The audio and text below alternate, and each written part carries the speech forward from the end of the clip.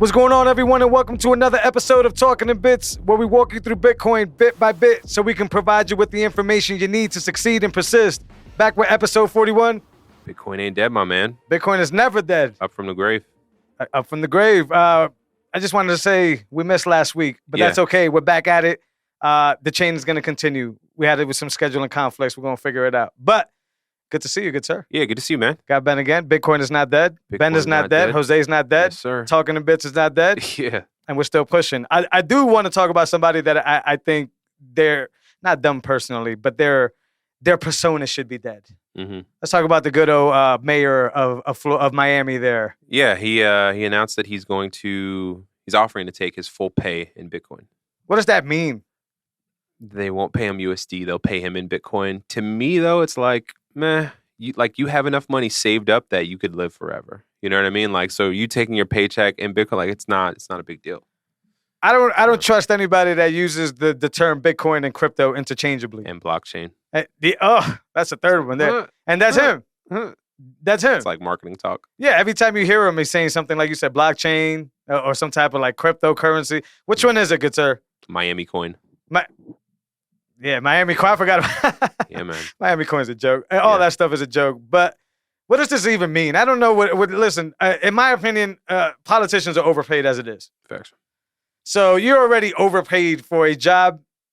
I don't live in Miami, but from a distance, doesn't seem like you're doing too well at. Well, he's doing okay, right? He got two sides. People that hate him and people that love him. Cool. What you got a big ass salary and now you're just gonna dip into Bitcoin and use it as like, why didn't you do that in private if it was that important to you? Mm-hmm. But you had to go with this whole I'm the first crypto mayor. I'm gonna use crypto mayor just because it's an easy term. Yeah. There's a few other mayors that are competing, if you want to call it that. I haven't heard from him in a while, but I believe it was the guy in Tennessee was also pushing for like, hey, we're Bitcoin friendly, we're trying to get mining friendly and all that. Mm-hmm. But this is a joke to me. I don't understand what this means. It's just good marketing and PR. But good for what? For them and their own agendas. Agenda. Politicians and agenda. No way. Pass. So this means nothing to me. It should mean nothing to y'all besides the fact that there's only ever going to be 21 million. And here we got another guy who probably doesn't need this, probably doesn't deserve this, probably hasn't even done as much work as you and I or anybody watching the show has done. But because he got the pockets and because his marketing team said, hey, man, you're going to get some good votes and good turnout if you say you take your pay in Bitcoin. Here we are. We're getting headlines. I believe somewhere in the headline, whoever wrote that put in a boss move. Yeah. That's peak fiat right there. Facts. Boss move to get your check in Bitcoin. All right. Well, let's pass on him. Somebody that I actually do respect in some way, safe show. This doesn't really mean much to me either, but Aaron Rodgers. Yeah. That's big, taking a portion of Bitcoin. And the reason I think it's big, and people are like, well, you're hating on the mayor, but not Aaron Rodgers, is because if you know anything about Aaron Rodgers, he's probably like the most realest QB. Like, he be up in press conferences telling people to go, like, F themselves. Yeah, listen.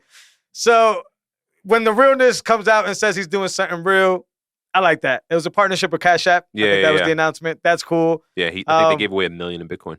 Yeah. In like $10 increments. Yeah, I know. I've seen a few people that I follow that got $100, which is great. I missed that whole situation, but great. I mean, Cash App does this. Like, they had the Meg Thee Stallion thing. They do stuff like that. But to me, it's just, I'd rather Aaron Rodgers speak of Bitcoin than somebody who's in charge of the lives of, I don't know how big Miami is, but let's say, 50,000 people. It's probably bigger than that. So, like, Aaron Rodgers is not in charge of 50,000 people. Yeah. And Aaron Rodgers' actions in the past has said that he won't sell out. Yeah. I haven't seen him sell out.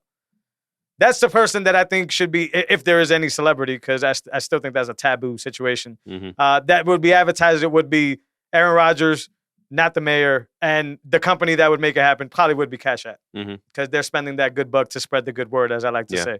I think it's good also, in my conversations with people that are, learning about Bitcoin or new to it, it's like, it's one of those things where like you have to have it in your hand, you have to have it in your wallet, you have to kind of experience and play with it. How does this work? What is cold storage? Why should I not keep it on Cash App? And I agree. If that brings new people to it and they get orange pilled, so to say, then that's freedom for another person.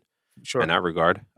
Speaking of football, Tom Brady gave away did you see he gave away, or I think the exchange was 1 Bitcoin for like a certain touchdown ball of his. think it was like the 6,000. I don't know how they came up with the Bitcoin. Did the person just say, "Hey, I want a Bitcoin"? 600. I don't know. It was the 600 touchdown. Shout out to the GOAT. I don't care if you're out of New England. Imagine that. We were able to watch him Yeah. exert his greatness on a bunch of people over a long period of time. So shout out to Tom Brady. I don't know about the whole crypto thing you got going on and NFT stuff. Paid partnerships. Sure, fantastic. He's always been good at kind of plugging himself in anyways. But yeah, 600 ball. Mike Evans took it into the stands. Mm-hmm. Mike Evans gave it away like it didn't matter. Who negotiated that? That's what I mean. Like, I know they got a bunch of like autograph stuff too from Tom, jerseys and stuff like that. But like, where did the one Bitcoin thing come up? Yeah. I wonder who proposed it. Was it Will? I mean, I don't know. I wouldn't doubt that Tom would do that. I mean, that's just fiat for him. Did the fan ask for it? I don't know. That's what I mean. And if I'm the fan, heck no, bro. Like, 100 Bitcoins. This is how little I trust the fiat world. Do you think that Tom Brady's team was like, yo, let's get in front of it and say that you gave away because you're in the... Damn it. You're in the crypto space. Why is that even an idea, though? I should not even think that. That's marketing. That's marketing. That's what a PR person says. The PR person says, hey, you got this crypto partnership. Here's how we're going to attach your name to crypto news. You give a Bitcoin away? Do that, So that's good marketing, I guess. Speaking of TB, on that same thing, he just did a Subway commercial. And at the end of the Subway commercial, they point out that he doesn't even eat bread or something. And he just ends it like I don't even think he says anything. He just fades off into blackness.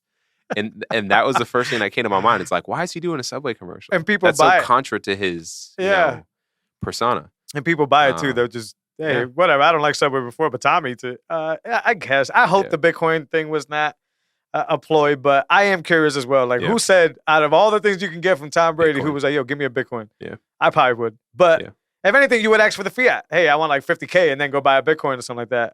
But that won't even get you a Bitcoin nowadays, guys. Hey, so you might have to ask Tom for 100K and maybe get a little more up there. But yeah, 600 ball. Mike Evans gave it away. I thought, they would have been able to solve that with like maybe a few like home game tickets and some jerseys. Here's a ticket to next game. Yeah, I guess homeboy or homegirl wanted a Bitcoin. And if this is true, shout out to them. They're ahead of the whole ball. Why do I want this jersey that doesn't mean shit? Or any sports memorabilia. Yeah, but I also think one Bitcoin is a bad negotiation. Facts. I agree. You got the 600th touchdown pass of the best football player ever. I don't even think anybody's going to come close to that 600. Yeah. You could have got a few Bitcoin. I would have went into that at 100 Bitcoin. And when they counter at 25, there's only ever going to be 21 million. Yeah, that was a bad negotiation. If you walked away with one Bitcoin and a few signed jerseys, you lost on that one. You should have held on to that even ball. Season tickets. I'm good, bro. That's not enough. Yeah, I don't want that. That's not enough. Yeah. And just the fact that if it's true that Tom wants it, so you have a man who wants something that's like an award trophy to him, who has a net worth of whatever. How much? Him and his wife, how much? You know what I mean? Like it's unlimited. $1 billion, almost $1 billion. Yeah, I wonder if it does go to him, right? What is one Bitcoin? The NFL doesn't take that, right? Probably not. I think it becomes Tom's. Like the Hall of Fame, they put it up. But yeah, no, it's probably Tom's football. Yeah, you're right. So once again, that negotiation went bad. Yeah. That person should have cashed in for much Bitcoin, more. Man. But either way, that's a very funny situation. I was gonna bring something up that I completely forgot before we were talking about the Tom situation. But sports seems to be picking up, and this wasn't it. But we're 11 days away from Taproot. Something like that. There was a Taproot that I sent your way. Yeah, I'm still not versed in Taproot, because I don't know, and I know enough about it to know it's going to be good for Bitcoin. But like, I don't know how many wallets are going to support Taproot or this and that in the beginning. Yeah. Basically meaning that I'm focused on so many other parts of Bitcoin that I think I still got time on Taproot to be able to benefit it. And thankfully, Bitcoin Twitter's so damn great that if there is major stuff going on in Taproot, we're going to find out about it easily. Right. Yeah, the thread I was going through was like, how do you describe Taproot in a sentence or two in like layman terms? Yeah. And some of the responses on there were pretty good. So yeah, did you remember any of them? Or one of them was like, this combines, I believe, 2 different types of wallets and keeps transactions private without like creating more data. So I think it's like data reduction 1, privacy enhanced 2. Yeah. I think it has the ability to merge signatures. That's what it was. Yeah, merging signatures. Yeah, that's extremely important. Mm-hmm. I think signatures are kind of confusing as it is. Yeah. So I wonder if this would make it easier or more complicated. Yeah. That's the part that I'm... Is it between Lightning and Bitcoin? What do you mean? Like the signatures, are they on the Lightning Network and the Bitcoin Network? Well, signatures on the Lightning Network happen when you open the channel. So the first transaction, right? And then the second transaction. Everything that's in between that signatures is sort of a tab. Okay. So that's not really going to the Bitcoin blockchain. That's on the side. Yeah. But I believe they'll use the same protocol, if that makes sense, to have these signatures more anonymous. But the benefit there is you won't know when somebody opens a channel, and you also don't know when somebody closes a channel. Gotcha. And that's important. But yeah, no, Taproot is a big thing for the network. It's not a coincidence that we're going up in price. Go ahead. Yeah, when Taproot came out, who signed for it? Was it the miners? Or who signaled for it? Funny. So the node operators basically were playing nice with the miners and basically saying, we're going to give you an opportunity to do it this way. But if you don't want to do it this way, we'll enforce it. We'll enforce it. We'll hard fork it, basically, and force it. I'm glad it played out this way because this shows more cohesiveness with the whole ecosystem. But yeah, basically the way, and I forgot, there were certain bips for this, but it was a signaling process of a certain amount of days and a certain amount of hash needed to signal for that. I remember for that. Okay. I remember watching it roll out and X amount of miners. And it's good, and we got it pretty quick, and it's awesome. And hopefully this is sets precedent for the future decisions on the network, and the miners could correlate. But the original concept is that the miners were not going to be too fond of it because, like you said, data compression means less miner fees, less, over time as the halvings start happening, less and less Bitcoin for them. So it would actually affect them and their job. Because remember, the only incentive for a miner to do his job is his reward. That's the whole point of it. But I guess there's still enough Bitcoin to go around where the miners weren't too teed off about it. A few pools straggled. Like they were just late to haggled updating. along. I remember. I think Morrow was one of them. It's a North American public company. And I remember seeing that roll out. That's a mess too, by the way. The mining public company thing. Like that's just a disastrous situation. I'm going to just jump around. That's what we're doing here. But it makes me think about this Joe Rogan, Michael Saylor thing that's going around. Oh, I didn't see it. We don't need that. Or get Saylor on Rogan. Yeah, there was like a thing going on. And I think I liked one of the tweets. I think that'd be an interesting discussion. Or there'd be good sound bites on that. For sure. And I actually put, like, I could choose 20 more people that'll have this conversation better than Michael Saylor can. Right? Who top three? Who'd you get? Dirgigi easily. And I know people are going to say, but he's not big enough to whatever. Okay. No, it doesn't matter. Alex Gladstein? Yeah. Much better conversation about what Bitcoin can do than Michael Saylor can do. Any of those. Yeah. There's a bunch of them. And Saylor's in there. Yeah. But to me, it was just like, it reminded me when you brought up these like mining publicly, like, listen, Saylor has his incentives in place. Yeah. And people keep thinking that his incentives are what's best for us, and it's not. Yeah. He's for the corporation. He is for it. So get someone that's for the people. And as early investors like us, we've talked about this a million times. Yeah. It benefits us because we're early investors. But when we use analogies now like the ARC and having to get on before this shit, you're right? Mm-hmm. Those guys are ruining it for a lot of people that are going to be late to the game or that are not, or that are learning it, or that don't have, let's just say, the income to even invest in it or put money into Bitcoin, right? Those guys, so it's a double-edged sword. Yeah, early investors, rise up when these big companies come in like that he's introducing. But when we talk about freedom technology, I'm not trying to free the corporations. I'm trying to free the average person. Those are two different things. And that's why my stance against Saylor is that. You're getting too much clout as the Bitcoin Chad, as they like to call him. Yeah. Yep. And this is an environment where the Chad is doing more harm than good, in my opinion. I don't need a Joe Rogan, Michael Saylor conversation. I know Michael Saylor could run laps around most people when it comes to talking about this. Mm-hmm. But what about the individuals? And this is what I commented back to that person. What about the individuals on which their shoulders he stands on? Facts. If you remember, Michael Saylor was a big against Bitcoin guy. Yeah. So who did he learn from? Mm-hmm. How come Rogan ain't talking to them? Right. Because they were able to influence a Michael Saylor. Mm-hmm. There's many people that can have this conversation. But the easy one for me is I would much rather see Alex Gladstein talk about what Bitcoin is doing in the world. Yeah. Oh, absolutely. On the platform that Rogan has of 30 million plus listeners. Absolutely. He'd talk about that. He would shatter the ESG myth. He would break everything down. Bingo. It'd be a much better And what's Michael Saylor going to do besides remind us that time is energy and all these things? Seriously. Yeah. Ask me. Personal property rights and energy. Cyberspace. It's a good conversation. Yeah. But I listen to a lot of Joe Rogan. I don't even think Joe Rogan's interested in having the Michael Saylor conversation. Or do Rogan and then do Glad and have like a network of Bitcoiners on. Well, I think You know what I mean? I think what most Bitcoiners are thinking while they do these type of things is you got one shot with Rogan. He's not going to have a squad of Bitcoiners on. That's just not what he does. He bounces around from category to category unless Bitcoin is interesting to him. Yeah. I've already heard Adam Curry talk to Joe Rogan about Bitcoin and about podcasting 2.0 and stuff. So Joe Rogan is not a stranger to Bitcoin whatsoever. Yeah. Right. But if he's investing, he's just not loud. He doesn't need to do that. So to me, is Michael Saylor's the last person. Yeah. And my list, and it was just going around, and I kept seeing it. Rogan on Saylor. Please don't waste these two gentlemen's time, and then waste our time, because there's a lot of better people to have that conversation. Because when you go on Rogan is more interested on what this does for humanity. I know that for a fact. Yeah. He's not interested in how you can line your pockets or triple your company stack or right. So it's a waste of conversation. One of the first Rogan episodes I listened to over 10 years ago, I believe. Yikes. Like early stuff. Oh, you still listening? Just like YouTube clip. Are you still listening? Okay. Periodically, I'll catch like sound bites. I thought you meant that was the only one. No. Just like my introduction to him, he was critiquing like the U.S. military and the use of tanks and force, and you know, just like how you can be 18 and go to watch your peers lose their legs and their lives, and you can come back and you're still not respected. You still can't buy this. You know what I mean? He's still big on that. You're financed for these wars for politicians' gain. You know, at the altar of that, and so I love that. His approach about that. Freedom, liberty, all that. And it'd be a much better conversation with Gladstein on, hey, let's talk about Bitcoin Beach and what this is really doing for this pupusa vendor. Sure. I'm going to give you another one that's an obvious one. I still probably wouldn't, but throw Maulers up there. Oh, FX. Throw Maulers up there. That'd be a fun conversation with Maulers. It'd be energetic and upbeat. It'd be really good. But for some reason, the community seems to think Michael Saylor. I'm about to tweet that out. You're going to have to change. Somebody got to change the narrative. I'm going to do that.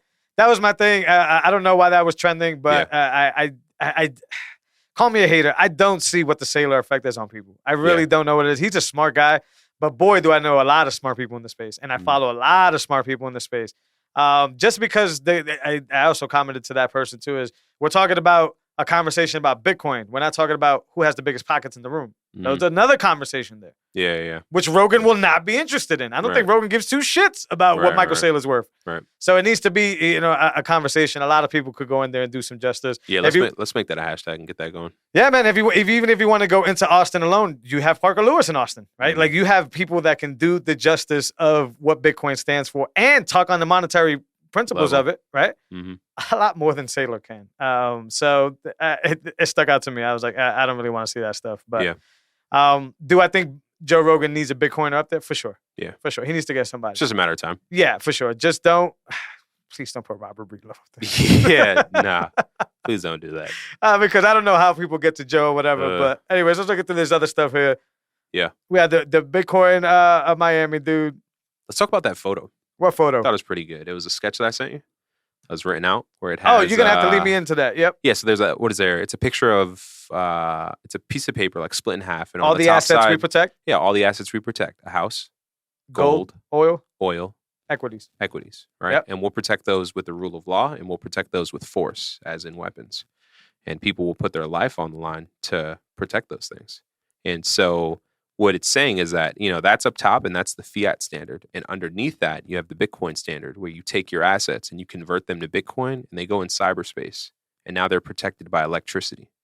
So a life no longer has to be on the line to protect your energy. Yeah, that's powerful. You know what I mean? And I don't know when we'll get to that standard, but yes, I think us that have been highly involved have seen that actually happen.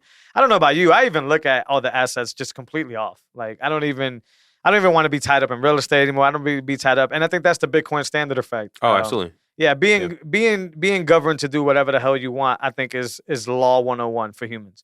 I think all humans ever want to do is just be left alone and do what they want to do. And yeah, all those things that you said people go off and die for, they're told to go die for those things. Fiat standard, like you said, go get this little dollar here, right? Or whatever it is. And this incentive. Sure. Have you seen Dope Sick on Hulu? I have. Ooh, crazy. Let's go back to that. It has nothing to do with Bitcoin, but it's awesome. But anyways, people are told to go do this for to protect their family and to do these things, go die for these things that are worthless or whatever. And in Bitcoin, because there's no law that basically forces us to do these things. We could just do what we want to do with this stuff, with this asset, if you want to call it that. And yeah, I think it's just it strikes a fundamental human property. And this is mine. I own it. I have proof that I own this. And I could do whatever I wish with this. I don't know if there's many things in life that you can do that with. And there's nothing you can do to stop me. Yeah. And there's nothing you can do you can put to a take bullet it in my from head, me. but yeah. Outside of putting a bullet in my head, and you'll never get my seed phrase. And even that, you done both of us a disservice because you won't get it, and neither will I. Right. Very rare. Yeah, I know they're governed by code. And you know, if we've seen open source software do this for a long time, but there's a lot. You know, that rule is that it can't be touched is true. Because if you look at a lot of the big companies like Google and a lot of the big companies like Apple, they would love to steal a lot of the stuff that's open sourced out there. Absolutely. But they cannot. Yeah. And it's that unwritten. There's nobody governing that. There's not a person that just sits on GitHub and like, you know, shoots people or executes people. No. It's just that law of open source and us being able to do it it's principle, man. It's why we are where we are, why we do the show, why we do these things. And the fiat standard just can't replicate that. Because there's always an incentive to do something dirty. I was trying to think of this thing that I saw the other day. Oh, the Dope Sick. That's where. Yeah. Listen, Dope Sick is on Hulu. We obviously don't have any advertisers. Ain't a Hulu plug, any of that. Dope Sick is a series. Has Michael Keaton in it and a few other Rosario Dawson, a few big headliners, and they kind of go through like how oxycodone basically hit the market. I think I caught some of the Rosario Dawson. Ooh, listen. Yeah. If you want to talk about peak fiat, nastiness. Yeah. Oh, yeah. Oh, yeah. And it's not just with Oxycontin, right? Because the pharmaceutical industry does this probably like every few months, if you think about it. But it just makes you think, like, why do you want me to get this vaccination, man? Like, I watched this stuff, and you're showing me this is, like, true story, right? Like, this is the characters that were there, the company that introduced Oxycodone. Yo, they were making up conditions to basically say, hey, man, Get it right in my script. Right, double it up. Double. Yeah, they were like, oh, they're sweating at nighttime. Oh, they're having what we call breakthrough pain. You want to know what the cure is? Triple that. You double that. Yeah, and then later on for the double, they came up with another one. Oh, they're having addiction symptoms. Oh, no. They believe that they're addicted, but it's really all state of mind. You want to know? You're not fixing the underlying pain. You want to know how you fix that? Double that. Let's triple that one. Yo. Yeah. Nasty. And why? Because they for show bonuses, for commissions, money. For money, like power struggle, money. There was like the son who was instructed with making the Oxycontin coding to basically like derule his father, and he got like the A shares and the B shares to basically vote out the father. It was all fiat. Yeah. All I could think there in this thing is peak fiat. Listen, you go to a company and you look at its board members, and they all have equity and options. Right. And then you go to the hospital level, and they're getting commissioned. And if they're not getting commissioned on it directly, they're getting deposits into their bank account, or they're getting assets handed to them. And it's fiat motivated. Peak. Yeah, man. Fiat. And then you have politicians like Nancy Pelosi, who's been caught like insider trading over and over and over. They're trying to change. Doesn't her husband have like the biggest portfolio of all time? They've quadrupled their net worth, tripled their net worth in office. Man. Come on. And I'm supposed to be oblivious. That's what it is. They show the options that they hold. And Jerome Powell and all these other dudes. So it's like, how are you going to tell me you guys are creating these laws and passing these laws and lobbying for these laws that are in favor of Big Pharma, yet you're simultaneously holding all these options? And if you're unfamiliar with an option of a stock is you hold 100 shares of that stock for a period of time. So if last year you bought Pfizer, Moderna, Johnson & Johnson in options, if you bought 10 contracts, you're holding 10,000 shares, right? So when that price jumps $1, you got 100,000. When that price jumps $100, you're a millionaire. Yeah, and I'm supposed to trust the individuals that are in cahoots to make this happen. I don't even have to take a peek at her husband's portfolio to say he was probably in on Moderna, Pfizer, and all these things, and all those other snobs out there. This is what we stand for here in this show, guys. This is the problem here. This is what Bitcoin aims to solve. Is this problem of being able to do this stuff. Because in their eyes, they continue to print, they continue to fund, and they continue to get away with this nonsense. Yeah. But in watching that dope thing, it's like these people, and this is not a surprise to you and I, but it may be a surprise to many, these people were willing to do this at the expense of people dying left and right. Yeah. Like I'm talking about, like people were reaching out, like doctors were reaching out saying like, yo, my patient is addicted. What the hell is happening? And they just slid that stuff under the rug and came up with new ways to triple it up, double it up. Yeah. So they know this, right? Then they created the drug that's going to help you get off, withdrawals. I don't know what that is, but yeah, they probably did. And the show is just a reminder that, once again, I don't need y'all, meaning health experts, to tell me what's best for me. And you need to do a better job to sell your argument. Because let's be real, if Jose came off the street and said, hey, I have this cure for something, you're going to make Jose work his ass off to prove that to you. Right. Why don't most people hold that leadership to that same accountability? Yeah. I'm not telling you that I want to rebel. I'm not telling you that I don't want it. I'm telling you to work harder to prove it to me. Yeah. To give me some real information. Thanks. You guys can't even do that because it doesn't exist. That's the easy part. Yeah, man. But a lot of people that listen in and that I've talked to seem to be surprised that these people in power, and I like to use the word government, but it's a much bigger branch than that. But the government doesn't care for human beings. Of course not. They're not designed to. It doesn't work that way because they have to pillage from you in order to increase their power and their size. That's been known for every government that's ever existed since the beginning of time. Mm-hmm. But we're naive. No, this is different, though. Mm-hmm. I get to, Build back better, man. Come on. What? They care about us. Damn, build back. Yeah, the funny thing is that, and I don't vote for any of these cowards because I think they're all ridiculous. But the funny thing is that if Trump were to vote again, he doesn't even have to try. Yeah. He just has to say, I told you. And then he's probably going to get run in. And I don't even think he was accurate on the I told you. But I think this presidential cabinet, whatever, this run right here is like, you're doing everything wrong. Yo, it's crazy. You're doing everything wrong. It's not even like you're slipping the hair a little bit. They said you're doing everything wrong. They said he went in his diapers recently. Oh, I don't know about that. Yeah. That's personal stuff too, by the way. But I know it's easy because that's the same thing as them getting on the orange guy because his skin was orange. Yeah. That's personal shit. His skin wasn't that orange. I don't care. No, I don't care either. Right. But what I noticed was if you go on that channel, being a videographer, photographer. He's had some bad times, though. No. Yeah. Okay. But on that channel itself, the saturation and the contrast is bumped. So even there's some stuff with Biden up there where Biden looks a little orangey. So I never watched TV. And then one time I pulled it up and I was like, oh, it's the contrast and the saturation. It's the videographer and the editor on that board. But that spray on tan is doing some problems too. Yeah. Facts. Yeah. If I had a spray on tan right now, you're going to have a hard time getting this. Yeah. Cool. Yeah. So but that's the thing. Why are people these are dudes that you should be judging on character, moves, activity, acts, right? We're talking about personal shit. Yeah. Why? That's just that's weak. The diapers one leads to you can't have a president who's soiling his diapers up. Not in front of other leadership. If I'm the president, if I'm the leader of any other country and I'm thinking to attack America, now's the time, baby. Yeah, but that's the same with falling asleep. That too. Yeah, you soil yourself, whatever. But my man, they're talking and you just nodded out. Facts. That's a problem. Yeah. So there's a lot of problems, but the faster we move to this Bitcoin standard, the less we have to do this, what I call this fiat game of pointing fingers. This fiat game of just electing somebody who does nothing, because that's what seems to happen. It's I can't remember the last person who actually did some meaningful stuff. And it could just be that I'm removed from politics. Yeah. But that's why I'm a curious guy. If I'm removed from politics, that means because y'all drop the ball so often that it's not even interesting anymore. Yeah. It's already a charade. It's a joke. It's not even what the hell is going on here. So yeah, I didn't hear he soiled himself. But yeah, allegedly. These are all allegedly. Let's give him that at least. Jesus. But for his age and for his status, it doesn't seem too far-fetched that could happen. Yeah, man. Who noticed that, though? I don't know. Was it the person next to him? I don't know, man. There's some really funny memes. Well, he was on stage with his hands like this. It looked like he was skiing, right? And then someone did the memes, and they had Beavis and Butthead with him. I saw him riding a horse too. He was holding the saddle.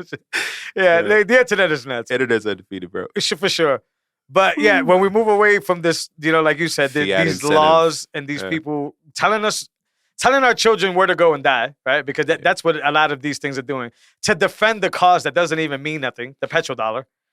Once we get away from that, we're going to start getting real leadership, true leadership, and unbiased leadership. Because what the hell is the point of, in Nancy Pelosi's situation, to try to manipulate the market when we all know there's only going to be 21 million? You can't manipulate that market.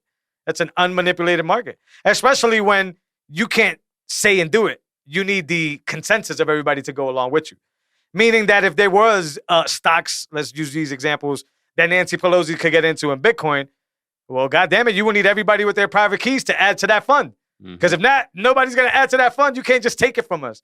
Instead, you have the ability either directly or, diagonally to be able to take our money before it even gets to us and then say that this is what's going to happen. Yeah. What? Mm-hmm. I don't know, man. Yeah, it's unmanipulatable. I don't know. Bitcoin standard. Let's all push for that in everyday life. I do know, as you and I, we all still need to live off this dollar. But I find that whenever the mind relieves itself of worrying about the dollar, life becomes better. Life becomes smoother. And that doesn't mean that you're rich.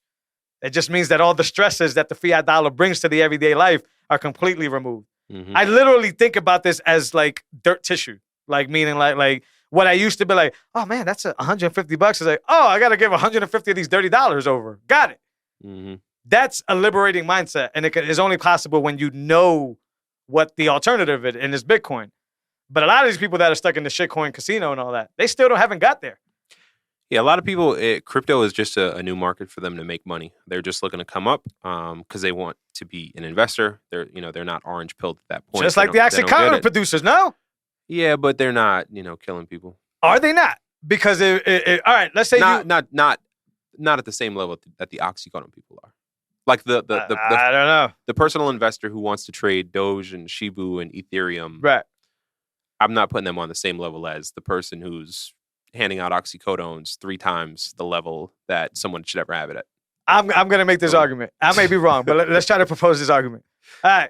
Oxycodone person, you're absolutely right. The company is pushing for them to triple up the dose. People are getting addicted. Over time, people have destroyed their lives. They become more and more addicted. They go down this rabbit hole, all that stuff, suicide, all these good things. All right. Let's just say the influencer in that situation is your doctor. Sure. Influencer over here, Jose and Ben. We talk shitcoinery, blah, blah, blah, blah. We influence homeboy over here to take his life savings and throw into some bullshit because we know we're going to pull the carpet and we're going to get it paid. At that level, yeah. That person dies slow. Oh, at that level, yeah. That person will never recover on their 9 to 5. They will die slow. That's the same thing. Yeah, at that level, yeah. Come on, man. Being 100% in on it. What do you mean? No, you said we convinced someone to take their life savings and buy it, right? Yeah. That level of extreme is as bad as, in the way you explained that, I agree. Yeah, because like the level of extreme for the doctor would be is that the patient is saying, I'm in extreme pain. Yeah. I need it. I need something. Right? And then the doctor's going to be like, well, I'm going to give you the best shit that I got. Yeah. Right? And our platform, thankfully, we're not shitcoiners, but in our platform, we're trying to tell people not direct financial advice, but where to put funds. Yeah. So if we were shitcoining and we knew, if our job is to pump this market and we know like the GameStop dudes, people do it all the time. There are Telegram channels. Dude, but the thing is that, all right, 100 people that happens to, let's just say 75 of those people, fuck, they got wrecked, they're good at whatever. What about those other people that literally can't recover that? Yeah. I'm killing that person. Yeah, it's my advice is killing that person. I agree. So it's not poisoning, but it is poisoning. And I think as influencer, financial poisoning. our position is very important. I actually told they didn't really get the joke, of course, but I told the kids the other day when we went trick-or-treating was just like, I should just dress up as an accountant, financial or whatever, financial advisor, because those are the scariest dudes of all time. They fucking charge you to give you shitty advice, and then they have like clauses that say, well, you should have not listened to what? I paid you for this. It's just a weird world. Fiat, peak fiat. Those things are just strange to me, dude. Yeah. But speaking of rug pull, the coin Squid Games. I didn't see the movie. Have you seen the movie? I haven't seen it. All right, go ahead. But I keep seeing all the memes. It's kind of funny from what I could see. Yeah, it's super popular. So somebody made a coin. Someone made a Squid Game coin. So of course everyone's buying it, and it went from 0 to like I think over $2,000 immediately down to 0. So like immediate rug pull. I think the market cap was like trillion. Something crazy. I bring that same example back. You and I were saying, hey, go get on this Squid Game coin. Yeah. After they finish the episode, they jump on that browser and they wipe themselves out. Yeah.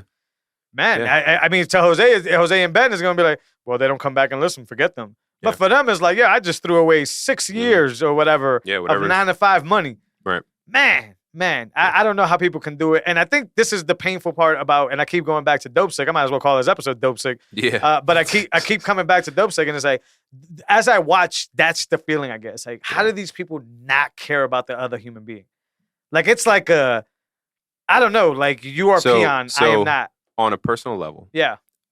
I don't know if I mentioned it. My dentist that I had for a period of time growing up is doing federal prison time because he was drilling people's mouths when it wasn't necessary. Feel me?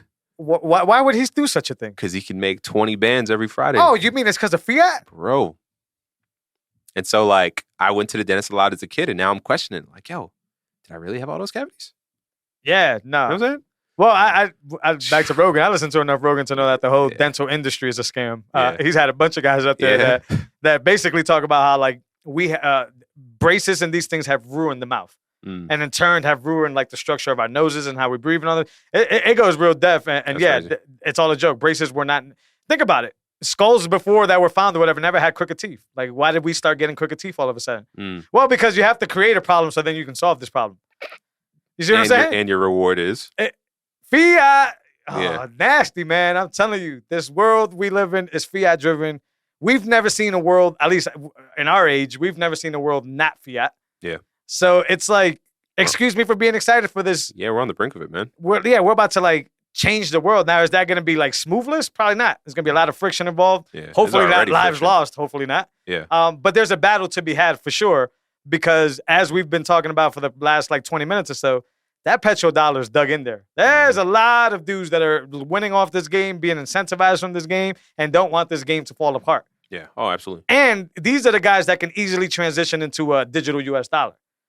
So, like, don't let them play you on the charade that is like, oh, the dollar's dying. That just means that they're getting ready to set up for their next bag. CBDC. It's the coin they want you to have, and everything will be tracked, traced. And I think they have before, but they'll do it more publicly. And don't fall for them trying to push these shitcoins. Like, putting funding behind these projects. Stable coins. And calling them these whatever the hell they want to call them. That's another tactic that's up their sleeve. It's like, you understand that Bitcoin has already won this, and that's why they're threatened by it, and that's why they'll never endorse Bitcoin, because they realize that this can actually steal their power, so why would they endorse it? Mm-hmm. On the other spectrum, though, you can get like an Ethereum or you can get another coin. You can put a lot of money behind these projects so they can speed up. I saw a post that said Ethereum is going to be working with, I don't know if it was a CBDC coin, but it was some coin like that just is going to lead to like legislation and all these other things. And I was like, yeah, like Bitcoin leads to freedom. Ethereum doesn't. No. And no other coin does. It's alarming how many times you have to remind people of this. Yeah. Yeah, of like just shitcoins being shitcoins, forks of Bitcoin, and how Bitcoin, I don't know. Maybe over time we won't be reminding people because Bitcoin will be such a behemoth that it can't be slowed down. But I think people just don't know about it. And they don't care. They don't care enough to learn about it. Yeah, it's hard to learn about it. And this is I was actually telling this to somebody else. Bitcoin is one of the few arenas where like you can't fake it. You have to know about it. You have to go through it. You said earlier that, that's what I was going to say. Like, it doesn't always take for you to get wrecked to learn something. Mm-hmm. You just have to get your hands on it. Yeah, just start practicing with it. Sometimes you shoot a transaction off and that's empowering enough. Sometimes you learn about what a key can do and that's empowering enough. Mm-hmm. Sometimes you learn about a multi-sig strategy or a whirlpool strategy of these things and that's enough. Just try it. Try it with small amounts of Bitcoin.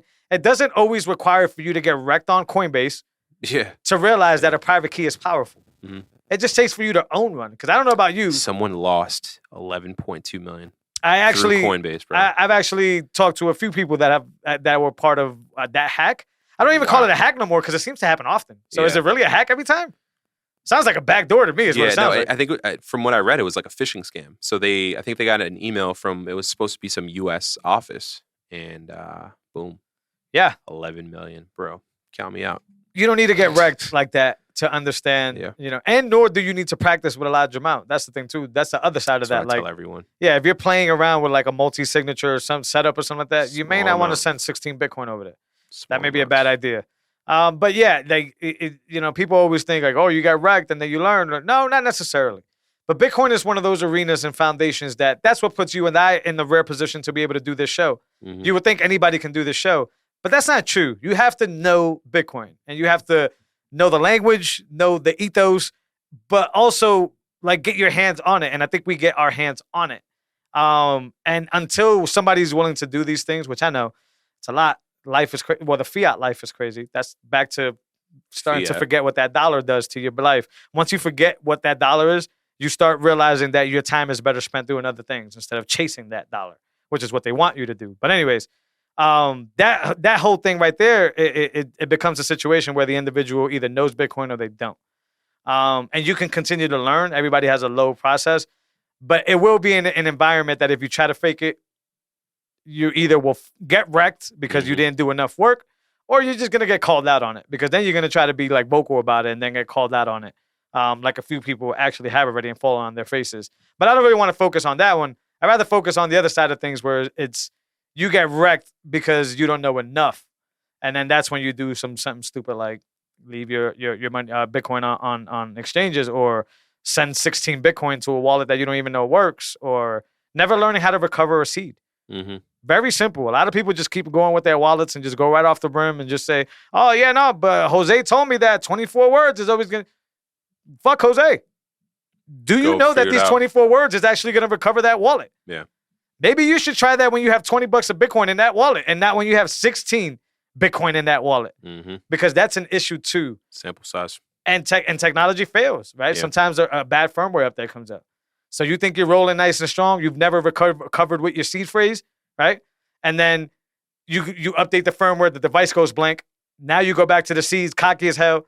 That seed doesn't recover that wallet. You just lost your Bitcoin forever. Why? Because you didn't do enough due diligence. You tried to fake it and say, hey, guys, I got a hardware wallet. Well, you didn't do the rest of that part, and that's learning how to use that, sort of like a gun, learning how to use it properly and safely. Most people don't do that. And it's troubling. 9 out of 10 times, 24 words is going to get you in. Yeah. But what about that one time? Do you really want to be that one time? Nope. Do you want to make sure that you got those words correct in the right order? I think so. I think it's worth doing. And checking that security block, you get to learn how to do it. Yeah. You get to learn how to recover and wipe and factory reset these things, and understand that if a bad actor came into your house and took your device, you already know in the back of your head, like, oh, it's all good because my seeds are somewhere else. Go ahead, buddy. Take that. Right? Yeah. Like, this is all helpful stuff, but you can't fake that stuff. Yeah. And you can't ask this stuff. Bro, I'll be thinking about it. Like, all right, I'm not known with Bitcoin, but like some people know about Bitcoin. But like 10 years from now, 20 years from now, when people know that you were buying Bitcoin at X level, right. Bro. And that comes with this persona. Not that we're fake on the mic, but we talk about Bitcoin publicly. Yeah. And that's an issue. It's to your benefit because you guys get the knowledge, but it's to our security deficit because it's an OPSEC. It's a situation where we're showing our faces. Yeah, I agree with you, but that's our job now to do the due diligence, for sure, and make sure that we have these backup. That's where multi-sig comes in. That's where these things comes in, because a bad actor could try hard. Not to cut you off. No, I've been thinking about Jason Williams.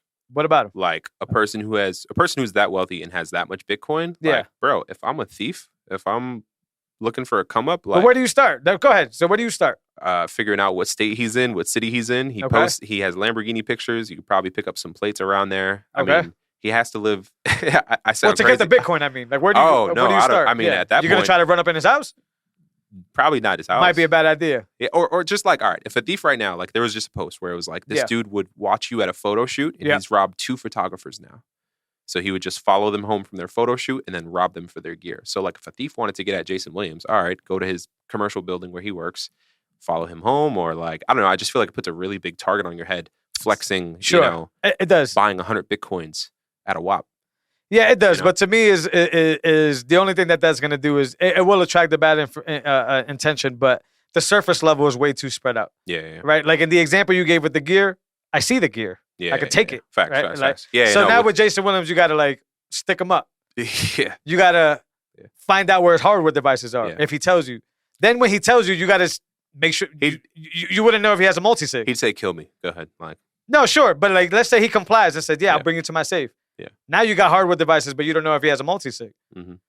You got both keys. Now you don't know if the BIP address to get to that multi-sig.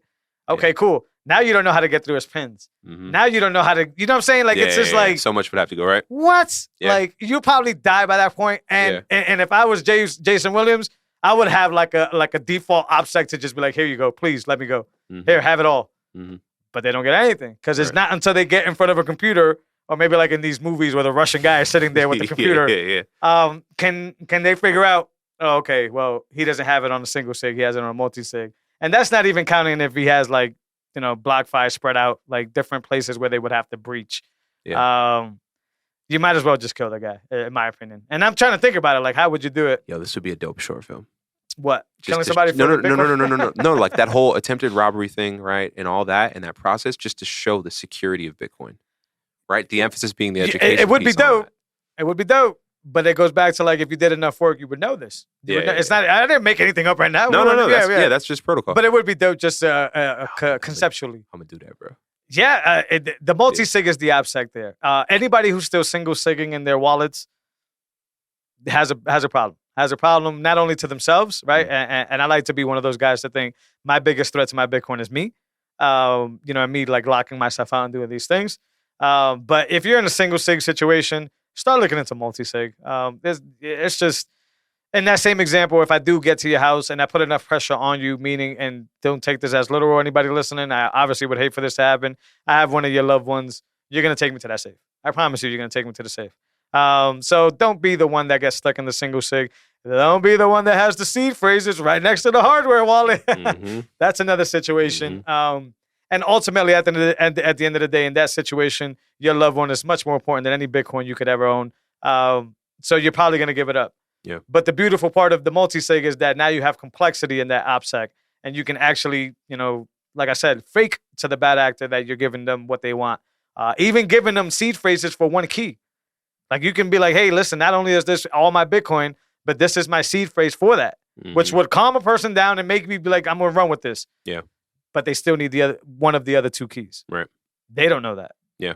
I'm assuming the bad actor is not versed in Bitcoin. If they were, they would be stacking and not robbing.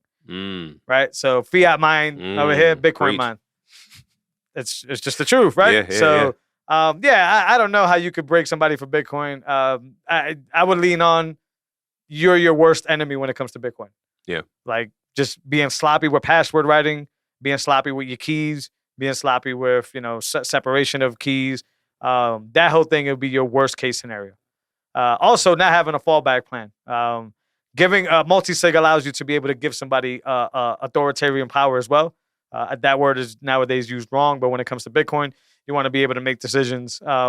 Multi-sig allows you to have these dynamics in business or in family where it's like, hey, you're not going to touch this unless something happens to me, and here's your key for that, and be versed enough to handle that transaction. That's also, sloppy. If you don't set up for worst case scenario and you die, well, what the hell is the point? Your family's not going to be able to eat. What the hell is the point?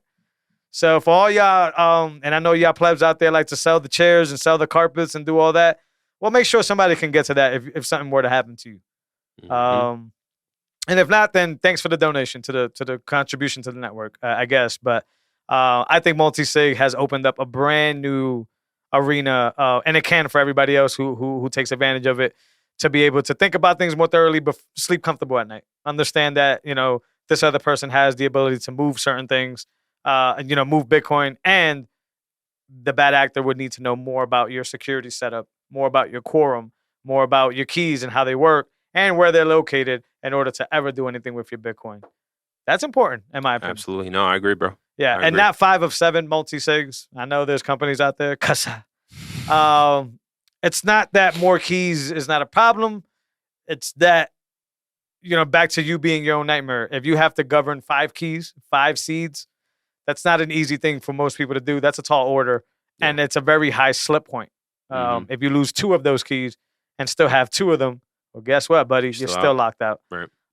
2 of 3 is a very nice strike of balance. Your percentage is higher. Absolutely. And it's easier to compensate. 66.6 chance of getting back in. There we go. We got the numbers guy. I don't know shit about math, but yeah, that sounds about right. It's just no-brainer. But there are other services out there that have really good marketing, so that's why most people gravitate towards them. But understand that although Bitcoin can do 5 of 7 and other types of SIGs, it's built for that. Very rarely, maybe a board members, maybe like a big team would ever need to take advantage of a 5 or 7 multi-sig. 2 of 3 will get the trick. Even I've seen it 2 of 3 done in big boards as well, where you have like deciding team members or whatever. But anyways, in the pleb level, make sure somebody can recover. Multi-sig allows that to happen without giving your private key. For example, you can have a private key that your loved one knows 0 about.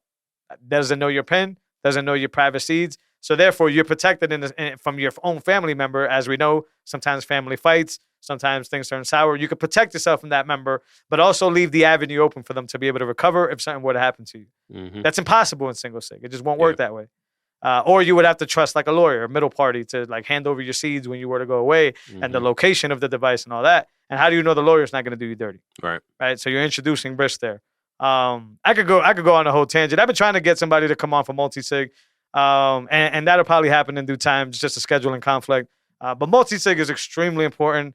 It's one of the biggest tools to security since I learned what cold storage was. It's like that level up of like, all right, that's cool, but that can go wrong really fast. Single sig. So I mean, even looking at the history of like people on Twitter are like, oh, I had X amount of Bitcoin, but I lost the seed, or I had X amount of Bitcoin, but it was physically on a computer, or like all these things. So looking through the history of Bitcoin, like there's a lot of single point failures that I've seen. Yeah. Even before anything else, to know that like, yeah, I should double up my chances in multi-sig. Yeah. You know? I would love for one of these exchanges to kind of be the forefront of trying to set up like a multi-sig setup with their clients. Sort of like, I think Hodl does to a certain, that's how that peer-to-peer stuff works. Yep. But I want an exchange to do that. I'm looking at you, River. I love what y'all doing.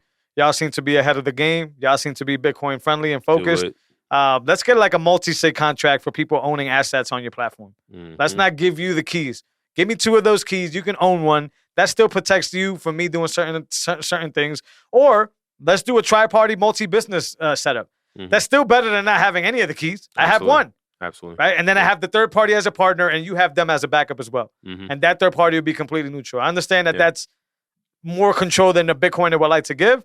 But right now on the exchange, you got nothing.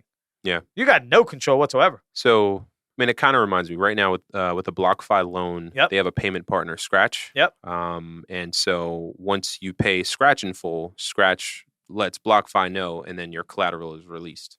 Yeah. And so it's just a triangle, 3-party system. Fair. So the way Unchained Capital does that is by letting you have the keys to do that. Yeah. Right. So that same agreement goes on, but you have 1 or 2 of the keys. And when it comes to moving collateral and all these things, you sign, we sign, right? Like this type of setup. It's possible, but companies need to build the infrastructure to be able to do so. And there's no benefit for these exchanges to do so, because what BlockFi is thinking right now is, well, I'm in cahoots with this company. I'm not in cahoots with Ben. If Ben were to screw me over, I just talk to the company. Holla at me. Yeah. Right? And then vice versa. The company is like, oh, whatever. But that can't happen if there's keys involved. Right. Because now you can't move my coin without my permission. Right. Right. That's important. And I hope more exchanges take advantage of multi-sig. That'll be good to see.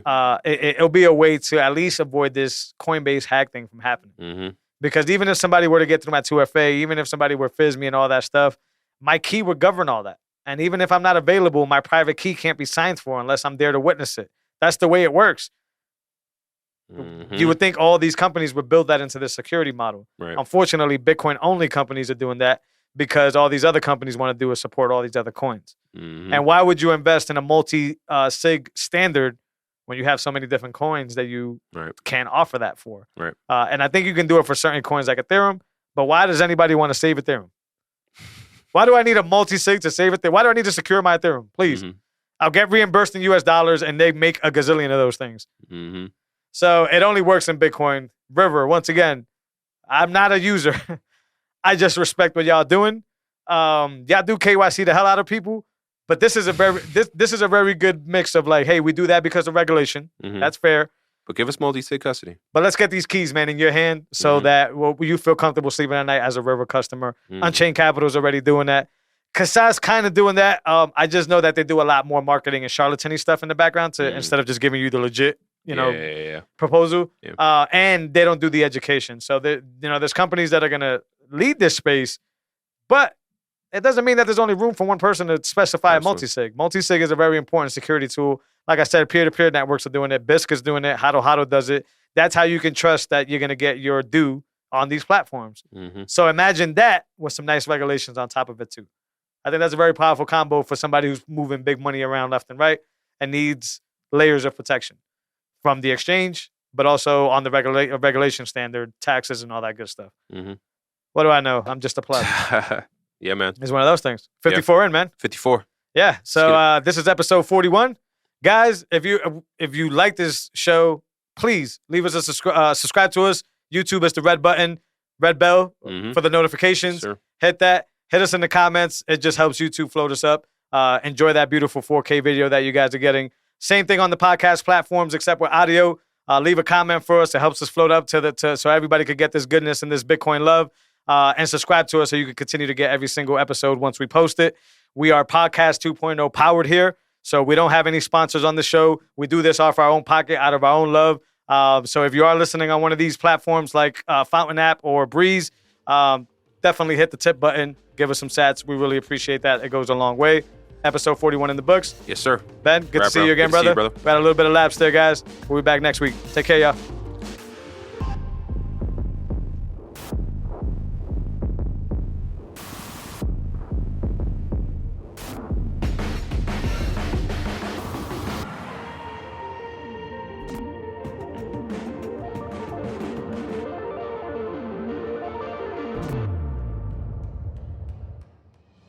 All the opinions expressed by Jose and Ben or any of the guests on this show are solely their opinion and their opinion alone. Their opinions do not reflect the opinions of any of the sponsors or other parties involved in the recording of this show. Do not treat any opinion expressed by Jose and Ben as a specific endorsement to make a particular investment or follow a particular strategy. Their expressions of their opinion on this show is purely for informational purposes.